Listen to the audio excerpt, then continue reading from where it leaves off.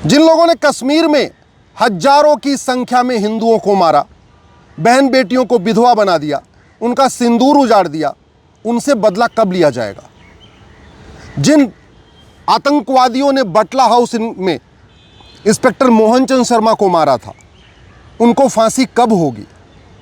जिस आतंकवादी ने सेना के 4 जवानों को मारा, एयरफोर्स के 4 जवानों को, और आज 35 साल बीत चुके हैं, 1990 में मारा था, 2025 आ चुका है, उसको फांसी कब होगी? जिन जिहादियों ने कन्हैया लाल को मारा, उनको फांसी कब होगी? जिन्होंने उमेश कोल्हे को मारा, उनकी पत्नी का सुहाग उजाड़ा, उनको फांसी कब होगी? जिन जिहादियों ने संसद पे हमला किया और हमारे जवानों को मारा, हमारे पुलिस के जवानों को मारा, उनसे बदला कब लिया जाएगा? उनको फांसी कब होगी? जिन्होंने मुंबई में बम ब्लास्ट किया और जिन्होंने उनकी मदद किया, उनसे बदला कब लिया जाएगा? उनके ऊपर सर्जिकल स्ट्राइक कब होगी? उनको फांसी कब दी जाएगी? भारत में हजारों की संख्या में आतंकवादी आज भी जेलों में बिरयानी खा रहे हैं, और वो आज भी जेलों में इसलिए बिरयानी खा रहे हैं क्योंकि हमारी पुलिस व्यवस्था सड़ी हुई है, हमारी न्यायिक व्यवस्था सड़ी हुई है, हमारा कानून घटिया है, हमारे पास नार्को पॉलीग्राफ ब्रेन मैपिंग कानून नहीं है। भारत में ऐसे हजारों लोग जेलों में आराम से बैठ के बिरयानी खा रहे हैं, जिन्होंने आतंकवादियों की मदद किया है, जिन्होंने देश के लिए जासूसी किया है, जिन्होंने देश के लिए गद्दारी किया है। किसी भी जासूस, किसी भी गद्दार को न तो आज तक फांसी हुई, न उसकी 100% प्रॉपर्टी जब्त हुई, न उसकी नागरिकता खत्म हुई। जो स्लीपर सेल का काम करते हैं, कश्मीर में जिन आतंकवादियों ने आके हमारी 26 बहन बेटियों का सिंदूर उजाड़ा था, उसके बाद सेना ने अपनी बदले की कार्रवाई किया, 150 से ज़्यादा आतंकवादी और सैनिक मारे गए। लेकिन कश्मीर में जो स्लीपर सेल थे, जिन्होंने आतंकवादियों की मदद किया, उनको जगह जगह पहुंचाया, उनको छिपाया, उसमें किसी एक भी स्लीपर सेल को फांसी होगी क्या? किसी एक भी स्लीपर सेल की नागरिकता खत्म होगी क्या? किसी एक भी स्लीपर सेल को आजीवन कारावास होगा क्या? उसकी प्रॉपर्टी जब्त होगी क्या? पूरे भारत में स्लीपर सेल चल रहे हैं। ऐसा कोई भारत का जिला नहीं है जहां 2-4 स्लीपर सेल नहीं है, और वो इसलिए भारत में बैठे हुए, इसलिए पल रहे हैं क्योंकि हमारा कानून घटिया है, हमारी न्यायिक व्यवस्था सड़ी हुई। पुलिस सत्ता की गुलाम बनी हुई है क्योंकि 1861 का पुलिस एक्ट चल रहा है। नार्को पॉलीग्राफ ब्रेन मैपिंग कानून नहीं है, और नतीजा ये हो रहा है कि जिस आतंकवादी ने 4 सेना के जवानों को मारा, उसने टीवी पे भी बोला, हाँ हमने 4 जवानों को मारा। 35 साल से उसका मुकदमा चल रहा है और डिस्ट्रिक्ट कोर्ट में चल रहा है। क्यों इतनी तारीख पे तारीख हो रही है? अरे जब उस आतंकवादी ने कहा कि मैंने मारा, उसका वीडियो अवेलेबल है, फॉरेंसिक जांच करा लेते, और कंफर्म करना है तो उस आतंकवादी का narco polygraph brain mapping test कर लेते और टेस्ट करके फांसी दे देते। इस देश में हमारा विमान हाईजैक किया गया था, कंधार विमान जो हाईजैक किया गया था, क्यों किया गया था? क्योंकि आतंकवादियों को हमने फांसी देने की बजाय जेल में बैठ के बिरयानी खिलाना शुरू कर दिया। और जब वो जेल में बैठे बैठे बिरयानी खा रहे थे तो उनके जो साथी थे उन्होंने प्लान कर लिया और हमारा जहाज़ हैक कर लिया, कंधार विमान अपहरण हो गया। भारत में आधी से ज़्यादा समस्याएं घटिया कानूनों को ख़त्म करके हो सकती है। भय बिन होय न प्रीत, ये भगवान श्री राम ने कहा था, लेकिन हमारा कानून इस सिद्धांत पे बिल्कुल नहीं खरा उतरता। भगवान कृष्ण ने कहा था सठे साठ्यम समाचरित, लेकिन हमने आज तक उस सिद्धांत पे अपने नियम कानून बनाए नहीं। हमारे दादा परदादा कहते थे लोहा लोहे को काटता है, लेकिन हमने उस सिद्धांत पे कानून बनाए नहीं। आप याद करिए, जब कोरोना का समय चल रहा था, आतंकवादी घटना नहीं हो रही थी। क्यों? क्योंकि आतंकवादियों के मन में खौफ था कि अगर हाथ लगाऊंगा, बाहर निकलूंगा तो मार दिया जाऊंगा। जब कोरोना चल रहा था, चोरी लूट झपटमारी बंद हो गई थी। क्यों? क्योंकि चोरी करने वालों को, झपटमारी करने वालों के मन में खौफ था कि अगर हाथ लगाऊंगा तो मर जाऊंगा।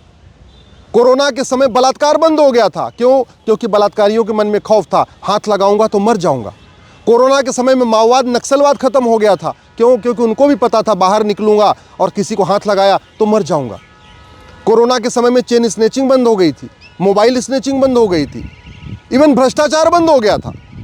जो ये घूसखोर नेता अभिनेता हैं या घूसखोर कर्मचारी हैं, वो पैसा नहीं लेते थे, उनके मन में खौफ था अगर नोट को हाथ लगाया तो मर जाऊंगा। उस समय ड्रग स्मगलिंग बंद हो गई थी कोरोना के समय में, क्योंकि ड्रग स्मगलर को लग रहा था अगर मैं बाहर निकला और किसी को नशा पहुंचाने गया और कहीं उसको टच कर लिया तो मैं मर जाऊंगा। कानून ऐसा कोरोना जैसा होना चाहिए, खौफ पैदा करने वाला होना चाहिए। कानून ऐसा होना चाहिए कि घूसखोरों, कमीशनखोरों, दलालों के मन में भी खौफ हो। कानून ऐसा होना चाहिए नशा तस्करों, मानव तस्करों के मन में भी खौफ हो। कानून ऐसा होना चाहिए आतंकवादियों, अलगाववादियों के मन में भी खौफ हो। कानून ऐसा होना चाहिए माओवादियों, नक्सलियों के मन में भी खौफ हो। कानून ऐसा होना चाहिए कि जो लोग भी अवैध काम करते हैं, जो लोग भी अपराध करते हैं, उनके मन में खौफ है। अगर भारत में आतंकवाद ख़त्म नहीं हो रहा है तो उसका एक बड़ा कारण ये है आतंकवादियों के स्लीपर सेल भारत में बने हुए हैं और स्लीपर सेल के मन में कोई कानून का खौफ ही नहीं है। हमारे यहाँ जो मानवाधिकार के नाम पे सबको एक बराबर कंसीडर किया जाता है, वो सबसे बड़ा गड़बड़ है। अरे मानवाधिकार मानव का होता है, दानव का नहीं। ये आतंकवादी दानव हैं, ये अलगाववादी दानव हैं, ये जासूस दानव हैं, ये गद्दार दानव हैं, ये माओवादी दानव हैं, ये नक्सली दानव हैं। तो हम मानवाधिकार के नाम पे दानवाधिकार बचा रहे हैं, हम दानवों के अधिकार की चिंता कर रहे हैं। इतने आतंकवादी घटनाएं हो चुकी हैं भारत में। मुंबई बम ब्लास्ट हुआ, बटला हाउस इनकाउंटर हुआ, ऐसे पूरे देश में कहाँ कहाँ होता रहता है। किसी एक भी आतंकवादी या उसके मददगार को आज तक फांसी नहीं हुई है। किसी एक भी आतंकवादी और उसके मददगार की नागरिकता ख़त्म नहीं हुई है। किसी एक भी आतंकवादी और उसके मददगार की 100% प्रॉपर्टी जब्त नहीं हुई। एक वहाँ पे था जो मेमन मारा गया था, उसको फांसी हुई मुंबई वाले में, लेकिन बाकी लोगों को कुछ नहीं हुआ। जिन्होंने उसकी मदद किया, जिन्होंने हथियार दिया, जिन्होंने बाकी काम किया, उनको कुछ हुआ ही नहीं।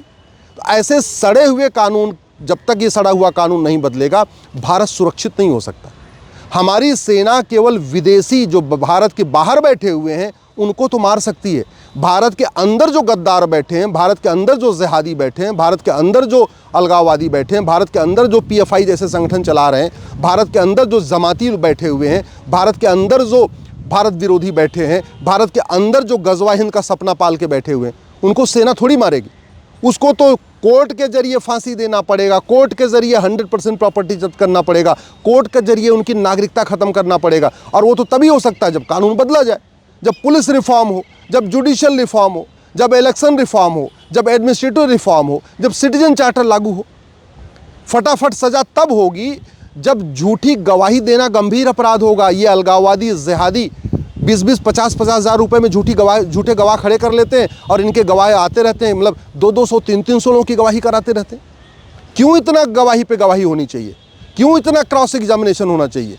अरे आतंकवादी है, वो देश विरोधी है, वो जासूस है और गद्दार है, उसको पकड़ो, उसका narco polygraph brain mapping test कर लो, टेस्ट करके उसको सीधे सज़ा दे दो। जब वो खुद एडमिट कर ले narco polygraph brain mapping test में कि हाँ उसने ये अपराध किया है, तो उसको सज़ा दे दो और उसी से पूछ लो तुम्हारी मदद किसने किया, उसके मददगारों को भी सज़ा दे दो। तब जाके भारत सुरक्षित होगा। नहीं तो केवल ऑपरेशन सिंदूर करने से भारत सुरक्षित नहीं होगा। जितने पाकिस्तान में मुल्ला मौलवी हैं उससे ज़्यादा भारत में मुल्ला मौलवी हैं। जितनी पाकिस्तान में मस्जिदें हैं उससे ज़्यादा भारत में मस्जिदें हैं। जितने पाकिस्तान में दरगाहें हैं उससे ज़्यादा भारत में दरगाहें हैं। जितने पाकिस्तान में मज़ारे हैं उससे ज़्यादा भारत में मज़ारे हैं। जितने पाकिस्तान में मदरसे हैं उससे ज़्यादा भारत में मदरसे हैं। जितने पाकिस्तान में मरकज़ हैं उससे ज़्यादा भारत में मरकज़ हैं। जो दुनिया की सबसे बड़ी जमात है उसका हेडक्वार्टर पाकिस्तान में नहीं है, उसका हेडक्वार्टर भारत में है और यहीं सुप्रीम कोर्ट से 2 किलोमीटर की दूरी पे है, संसद से 3 किलोमीटर की दूरी पे है। बिगेस्ट जमात आप द वर्ड आप गूगल करके देखिए तो पता चलेगा। बिगेस्ट जमात जो दुनिया की सबसे बड़ी जमात है जिस पे कई देशों ने बैन किया हुआ है, वो जमात का हेडक्वार्टर भारत में चल रहा है। तो इसलिए हम बहुत बड़े खतरे में चल रहे हैं। 1000 बेटियां प्रतिदिन लफ्ज़ जिहाद का शिकार हो रही हैं, 1500 परिवार पर डे कन्वर्ट हो रहे हैं, यानी 10,000 हिंदुओं का प्रतिदिन धर्मांतरण हो रहा है। 6 करोड़ रोहिंग्या बांग्लादेशी यहाँ के बैठे हुए हैं। ड्रग जिहाद के ज़रिए लड़कों युवाओं को नपुंसक बनाया जा रहा है, लड़कियों में बाजपन बढ़ रहा है। घुसपैठ जिहाद के ज़रिए 6 करोड़ घुसपैठियों को बसा दिया। जनसंख्या जिहाद चल रहा है, लैंड जिहाद चल रहा है और उस पर कानून बनाने की बजाय केवल और केवल पूरी की पूरी चर्चा आतंकवाद। अरे भैया, विदेशी आतंकवादियों को सेना निपट लेगी।